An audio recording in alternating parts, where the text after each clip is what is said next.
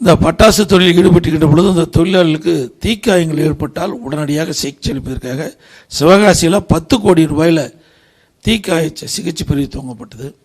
அதில் மதுரை மருத்துவமனையிலையும் இந்த தீக்காயத்துக்கு சிகிச்சை அளிக்கக்கூடிய பிரிவை நாங்கள் துவக்கியிருக்கிறோம். அது மட்டுமல்ல, சகோதரர் ராஜேந்திர பாலாஜி குறிப்பிட்டதை போல நம்முடைய விருதுநகர் மாவட்டத்திற்கு பிரம்மாண்டமான ஒரு அரசு மருத்துவக் கல்லூரி மருத்துவமனையும் கொண்டு வந்திருக்கிறோம்.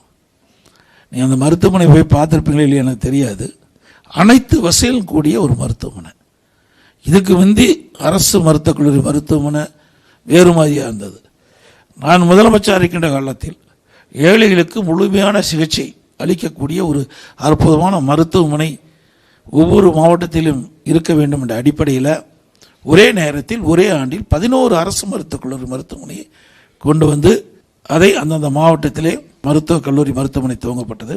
இன்றைக்கு ஒரு தனியார் அப்போலோ, சென்னை அப்போலோவில் என்ன மருத்துவ சிகிச்சை அளிக்கிறது, என்ன அறுவை சிகிச்சை முடியுமோ அதே அளவுக்கு நம்முடைய அரசு மருத்துவக் கல்லூரி மருத்துவமனையிலும் அந்த ஏழைகளுக்கு தக்க சிகிச்சை, அறுவை சிகிச்சை எல்லாம் கிடைக்க வேண்டிய சொல்லி உருவாக்கணும். இன்றைக்கு நவீன மருத்துவ கருவிகள் எல்லாம் அதில் நாங்கள் பயன்படுத்தக்கூடிய சூழ்நிலை உருவாக்கணும். ஆனால் இந்த அரசாங்கம் வந்த பிறகு எல்லாம் அடியோடு போயிட்டுது.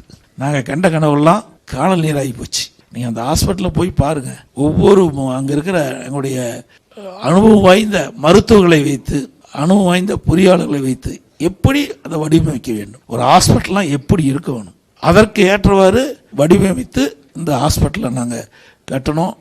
ஆனால் இந்த ஆட்சியில் முழுமையாக மருத்துவர்களும் இல்லை, செவிலியரும் இல்லை, மருத்துவ உதவியாளரும் இல்லை, மருந்தும் இல்லை, மாத்திரையும் இல்லை, அந்த நாங்கள் கொடுத்த கருவிகளும் முறையாக பயன்படுத்துறதில்லை. அப்படிப்பட்ட நிலைமை தான் இருக்குது. அதெல்லாம் அரசியல் காழ்ப்புணர்ச்சியின் காரணமாக அவர்கள் செய்கிறார்கள். இருந்தாலும் இந்த பகுதியில் இருக்கின்ற தொழிலாளிகள் பாதிக்கப்படுகின்ற பொழுது அதற்கு உயர்தர சிகிச்சை அளிக்க வேண்டும் நோக்கத்தில் தான் நாங்கள் இந்த மருத்துவமனையெல்லாம் இந்த பகுதி மக்களுக்கு வழங்கினோம்.